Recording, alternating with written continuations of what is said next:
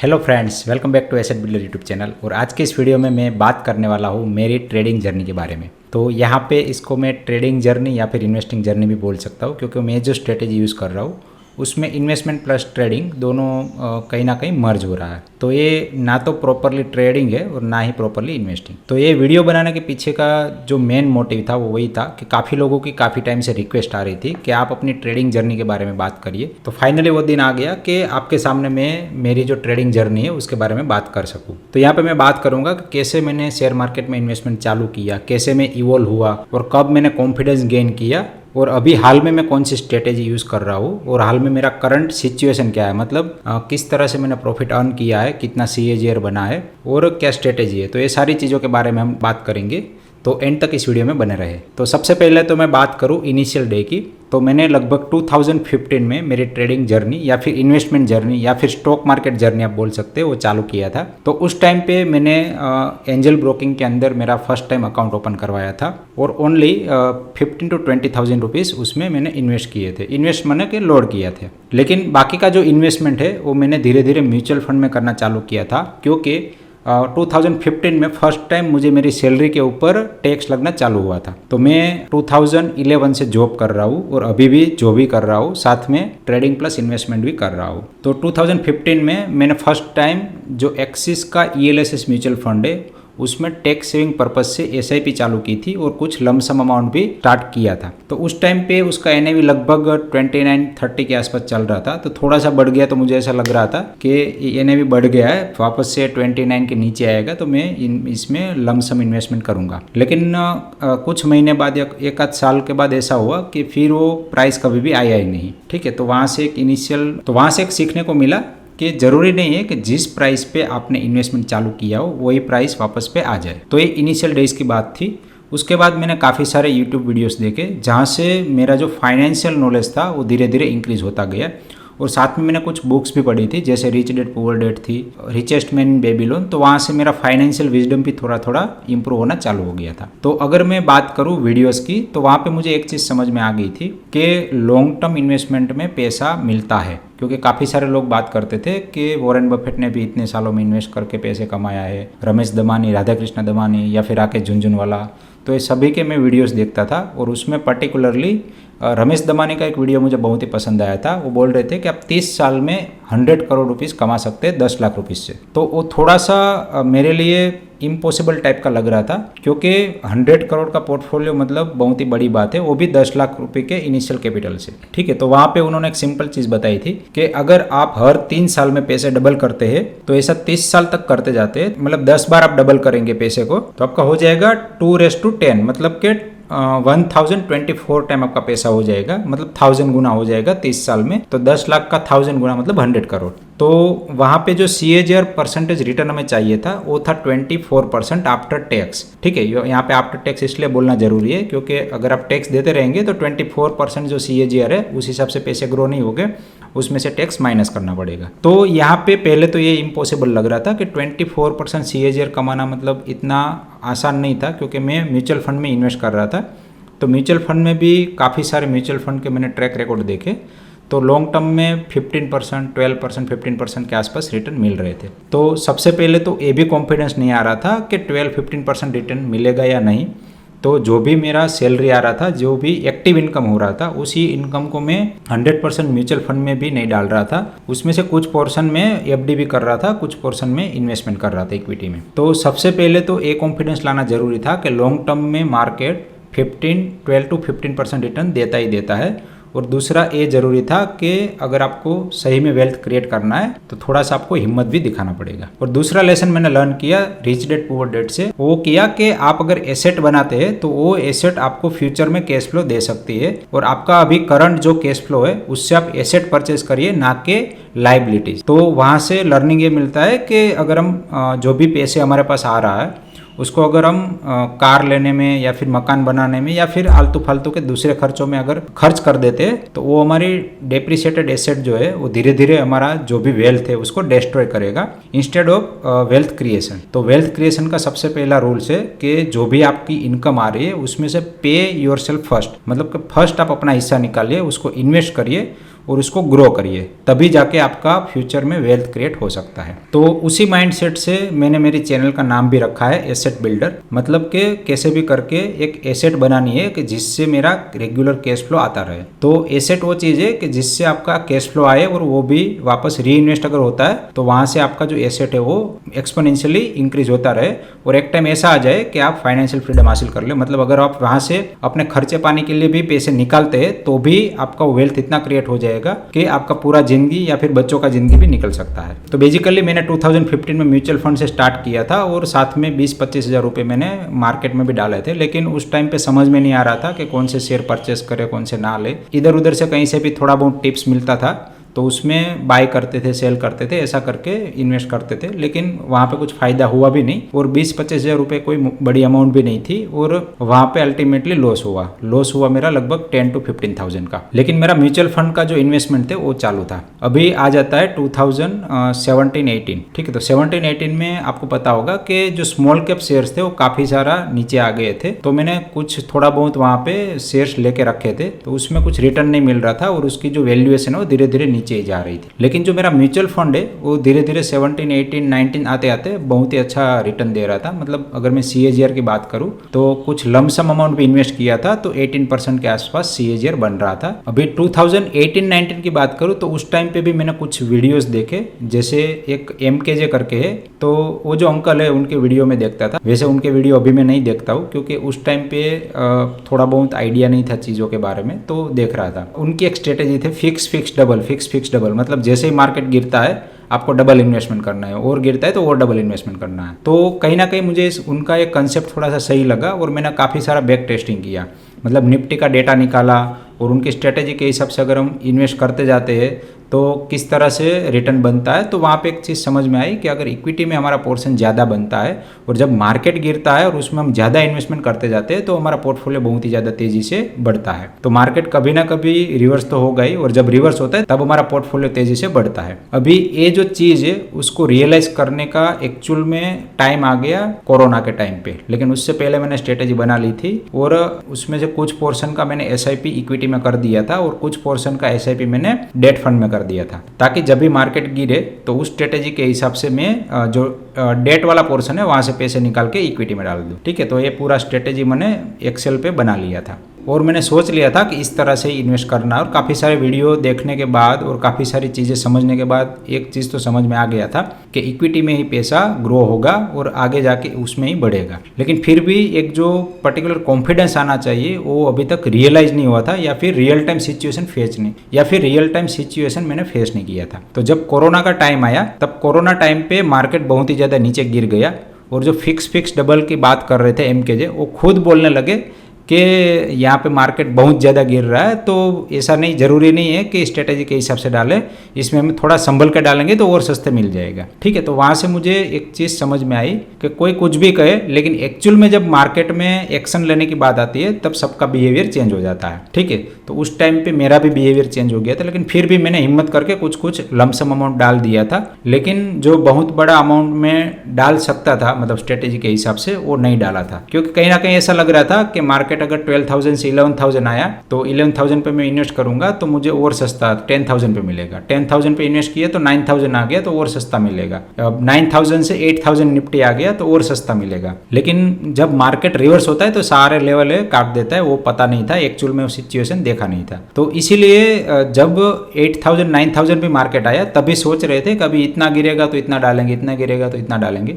लेकिन अगर स्ट्रेटेजी के हिसाब से 5% के फॉल पे डालते रहते तो बहुत ही बड़ा अमाउंट मेरा इन्वेस्ट हो जाता 8-9,000 के लेवल पे। लेकिन वो हो नहीं पाया क्योंकि एक्सेल पे चीज़ें बनाना और एक्चुअल में एक्शन लेना, वो दोनों चीज़ों में डिफरेंस होता है। और तभी सिचुएशन ऐसा बना कि मार्केट रिवर्स हुआ और 2020-21 में मेरा कुछ डिसीजन लेना था। मतलब कि मैं सोच रहा था कि फॉरेन जाके फिर वहाँ पे अच्छा पैसा कमाऊँ, 4-5 साल में एक अच्छा लमसम अमाउंट में क्रिएट करूँ और उसी से मैं आगे ग्रो करूँगा। लेकिन अनफॉर्चुनेटली कुछ पर्सनल रीजन की वजह से फॉरेन जाना मेरा कैंसिल हुआ। लेकिन वो जो डिसीजन लेना था उस डिसीजन की वजह से मैंने, जब मार्केट 12,000 आया तो तब मैंने बहुत ही बड़ा पोर्शन मेरा इक्विटी से निकाल लिया था, ठीक है। और उसके बाद जब मार्केट भागा तो वो आप सबको पता है कि 12,000 का फिर 18,000 पे जाके रुका था। तो वहाँ पे जो एडिशनल 50% गेन मिलने वाला था पोर्टफोलियो पे, वो गेन मेरा रह गया। तो तभी एक चीज़ समझ में आई कि मार्केट कभी भी ऑल टाइम हाई को क्रॉस कर रहा हो और वहाँ पे अगर पैटर्न बना रहा है तो वहाँ पे कभी भी अमाउंट ऐसे इक्विटी से निकालना नहीं चाहिए। और काफ़ी सारे लोगों से मैंने सुना भी था कि अगर मार्केट बहुत ज़्यादा भाग जाता है तो ऐसा ज़रूरी नहीं है कि आप पूरे का पूरा प्रॉफिट बुकिंग कर लीजिए। वहाँ पे आप step by step profit booking कर सकते हैं। जैसे 10% अमाउंट निकाला, 20% निकाला, तो ऐसे कर सकते हैं। लेकिन कभी भी इक्विटी मार्केट से एक साथ लमसम अमाउंट पूरे का पूरा निकालना नहीं चाहिए। तो ये भी एक बहुत ही बड़ा लर्निंग था। तो मेरा एक्चुअल में जो इन्वेस्टमेंट जर्नी चालू हुआ वो हुआ आफ्टर कोरोना 2020 के बाद। तो जब मार्केट 18,000 ऑलरेडी टच कर गया था तो उस ऑल टाइम हाई से मैंने एक्चुअल में swing trading plus option trading दोनों चालू किया। तो ऑप्शन ट्रेडिंग के पीछे का रीज़न अलग है। मैं कभी भी वीडियो में ऑप्शन ट्रेडिंग की बात नहीं करता हूँ और ना ही कभी किसी को बोलता हूँ ऑप्शन ट्रेडिंग करने के लिए, क्योंकि एक बहुत ही रिस्की इंस्ट्रूमेंट है। और अगर आप उसमें सही से हैंडल नहीं कर पाए इमोशन को या फिर ग्रीड को, तो आप उसमें आप अपना पूरा पोर्टफोलियो खो सकते हैं। तो इसीलिए मैं कभी भी ऑप्शन की बात नहीं करता हूँ। तो अभी भी मेरा जो इन्वेस्टमेंट चार्ट है वो दिखाऊँ तो आप देख सकते हैं कि यहाँ पे मई 2021 में यहाँ से चालू किया था, जो धीरे धीरे मेरा खुद का जो भी अमाउंट है वो भी एंटर करता गया और इस तरह से जो इक्विटी पोर्टफोलियो है वो ग्रो हुआ है। तो अभी यहाँ पे कितना इक्विटी पोर्टफोलियो मेरा है वो मैं बताना जरूरी नहीं समझता हूँ। मैं समझता हूँ कि जब भी मेरा फर्स्ट माइलस्टोन मैं हासिल कर लूँगा तब मैं एक वीडियो बना के ही आप सबको बता दूंगा। तो ये चीज़ मैं आपको कमेंट नहीं कर रहा हूँ। अगर मुझे ऐसा लगा कि मेरा पोर्टफोलियो दिखाना चाहिए तभी मैं करूँगा, अदरवाइज ये चीज़ सीक्रेट रहेगी। तो आप देख सकते हैं कि यहाँ पे सिर्फ और सिर्फ इक्विटी की वजह से पोर्टफोलियो नहीं बढ़ा है। यहाँ पे मैंने काफ़ी सारा अमाउंट मेरा खुद का जो भी एक्टिव इनकम से आ रहा है वो भी डाला हुआ है। जनरली लोगों का थिंकिंग ऐसा रहता है कि हम मार्केट से पैसा कमाएंगे और उसी से हम अमीर बन जाएंगे, लेकिन ये चीज़ हकीकत नहीं है। आपको एक्टिव इनकम करके भी पैसे लाने पड़ेंगे, आपको कुछ हद तक पोर्टफोलियो बढ़ाना पड़ेगा, उसमें मार्केट का भी रोल रहेगा और साथ में आपको अपनी एक्टिव इनकम भी बढ़ानी पड़ेगी। और ये 2020 से लेके 24 तक के जर्नी में मेरी एक्टिव इनकम भी बढ़ी है। जॉब के साथ साथ दूसरी जगह से भी मेरी थोड़ी थोड़ी इनकम आ रही है। उसी इनकम की वजह से मेरा पोर्टफोलियो आज एक अच्छे खासे लेवल पे पहुंच गया है। और ये है मेरा प्रॉफिट एंड लॉस। तो यहाँ पे आप देख सकते हैं इक्विटी है और ये ऑप्शन का है। तो इक्विटी में आप देखिए कभी कभी आपको ग्रीन रेड थोड़ा थोड़ा दिखेगा। तो इक्विटी में जनरली मैं स्विंग ट्रेडिंग करता हूँ। तो स्विंग ट्रेडिंग की पोजीशन जो है 6 मंथ से लेकर 2 ईयर तक होल्ड रहती है।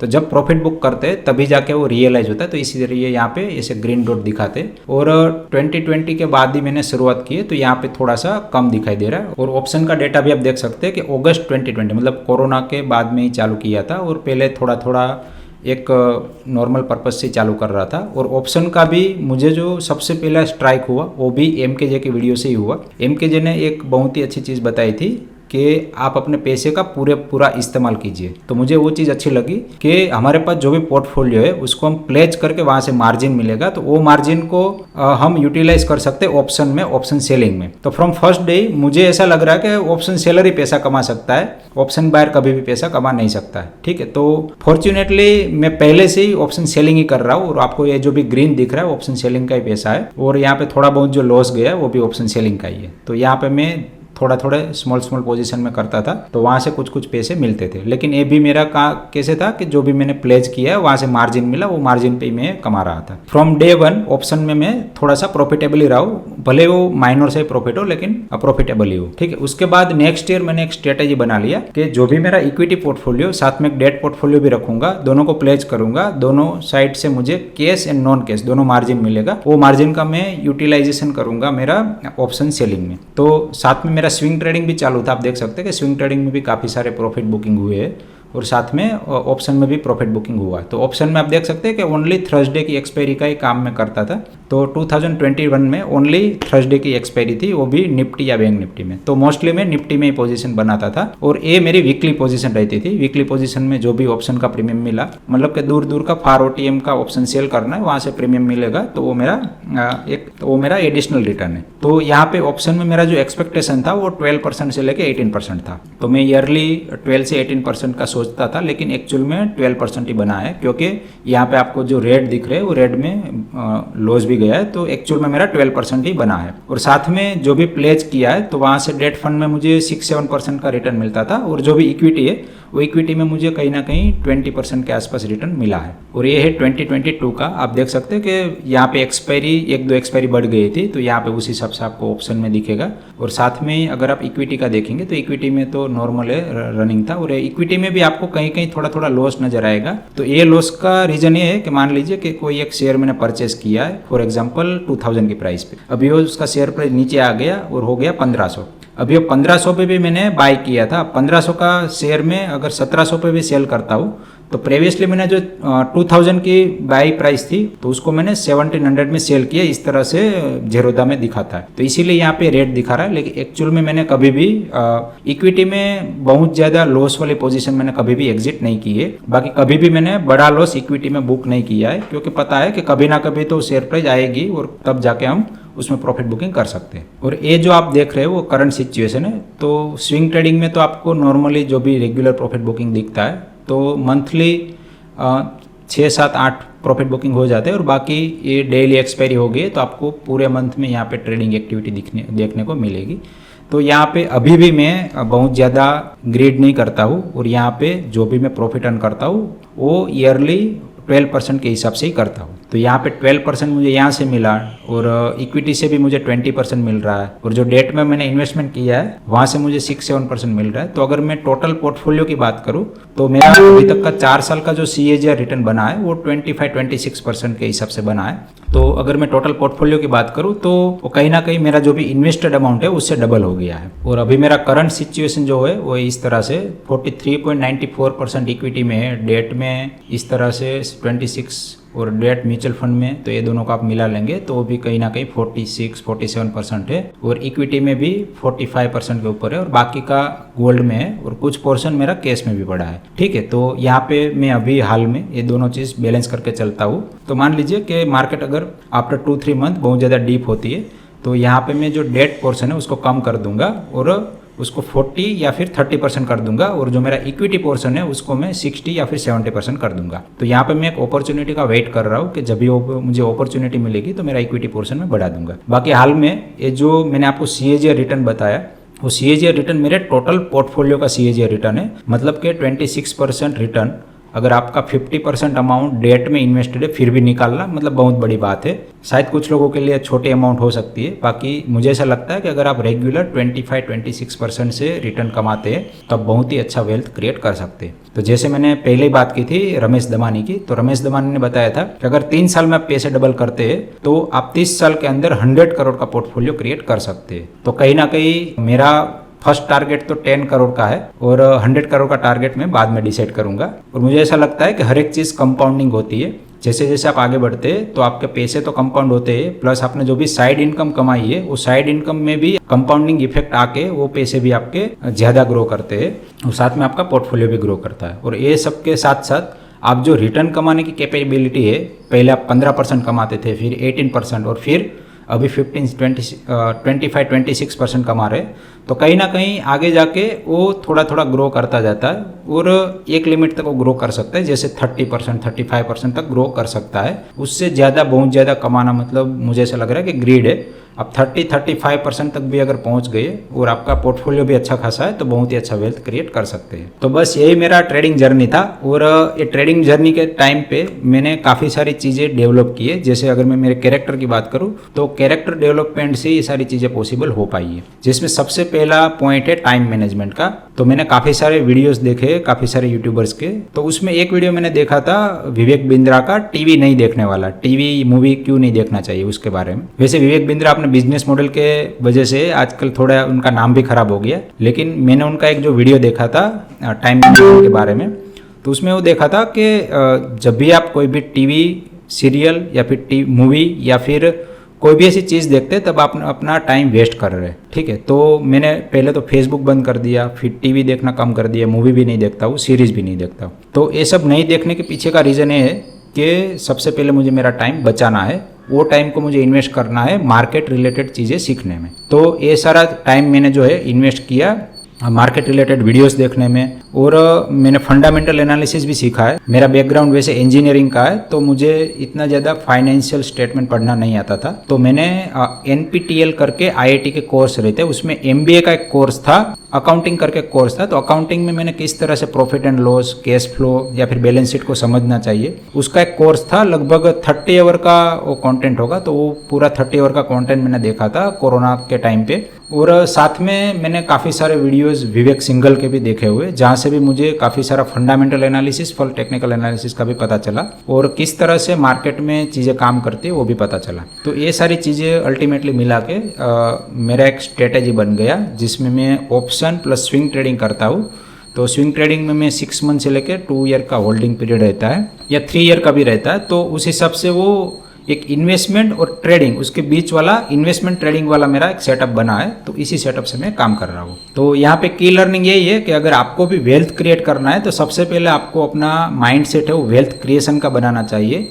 उसमें सबसे पहले टाइम मैनेजमेंट करना है। टाइम मैनेजमेंट में फालतू की चीज़ें आपको देखना बंद करना है, और उसके बजाय आपको एक चीज़ में फोकस करना है। फिर दूसरा है कि वेल्थ क्रिएशन के साथ साथ आपको हेल्थ का भी ख्याल रखना है, क्योंकि हेल्थ अच्छी रहेगी तो आप 100% फोकस से काम कर सकते हैं, और जो भी आप पैसे कमा रहे हैं उसको अच्छी तरह से आप एंजॉय भी कर सकते। हेल्थ भी हमारा एक वेल्थ ही है। तो वेल्थी बनने के लिए पैसे तो जरूरी है, साथ में हेल्थ भी जरूरी है। और थर्ड है फैमिली। तो अगर आपके पास पैसे है, हेल्थ भी अच्छी है, लेकिन फैमिली रिलेशन अच्छे नहीं है, तो भी आप कभी मेंटली सुखी नहीं हो सकते। तो फैमिली लाइफ भी अच्छी तरह से मेंटेन करके रखनी है। और फोर्थ है स्पिरिचुअलिटी। तो ये तीनों होने के बाद भी अगर आप स्पिरिचुअलिटी के पाथ पे नहीं है, तो आप अपना एग्जिस्टेंस क्या है और आप कहाँ से आए, आपका पर्पज क्या है, तो वो सारी चीज़ आपको समझ में नहीं आएगी। तो उसके लिए भी थोड़ा सा काम करना है, और कुछ टाइम हमें भगवान के लिए या फिर अपने आप को समझने के लिए भी देना है। तो उसके लिए हम मेडिटेशन या फिर चैंटिंग भी कर सकते हैं। तो ये सारी चीज़ें भी मैंने डेवलप की है, जिससे मेरा एक ऑल ओवर कैरेक्टर बना है। और उसी ऑल ओवर कैरेक्टर की वजह से ही मार्केट में जो शेयर है उसको होल्ड करने का पेशेंस है वो आता है, और जो रिस्क लेने की कैपेबिलिटी है, मतलब कोई शेयर अगर बहुत ज़्यादा डाउन है तो उसको हम परचेस करें तो वो पावर भी हमें यहाँ से ही मिलता है। ठीक है, तो ये सारी चीज़ें बहुत ही ज़रूरी है। तो बस यही था मेरा ट्रेडिंग या फिर इन्वेस्टमेंट जर्नी। हो सकता है कि काफ़ी सारी चीज़ें मैंने मिस कर दी, क्योंकि वन शॉट में ये वीडियो बना रहा हूँ। तो फिर भी यहाँ पे मैंने काफ़ी सारी चीज़ें आपको बताई है। अगर हो सके तो यहाँ से आप कुछ लेसन्स लीजिए, और आप अपने जो भी स्टाइल है उसमें ये इम्प्लीमेंट कर सकते हैं। और यहाँ पे मेरा लास्ट में एक ही सजेशन रहेगा कि आप बहुत ही ज़्यादा जल्दी अमीर बनने के चक्कर में आप अपना वेल्थ कभी भी लॉस्ट मत कर दीजिए, क्योंकि मार्केट का पहला नियम ही यही है कि नेवर लॉस्ट योर कैपिटल। और मैंने डे 1 से ही इस चीज़ को मेरे माइंड में बिठा लिया कि नेवर लॉस्ट योर कैपिटल। तो मैंने कभी भी मेरा कैपिटल लूज नहीं करना है, ऐसे माइंडसेट से ही काम किया है। तो आशा करता हूँ कि वीडियो आपको पसंद आया होगा। अगर पसंद आया तो प्लीज़ वीडियो को लाइक करिए एंड चैनल को सब्सक्राइब करिए। एंड लास्ट में इस वीडियो को एंड तक देखने के लिए आप सभी का दिल से धन्यवाद।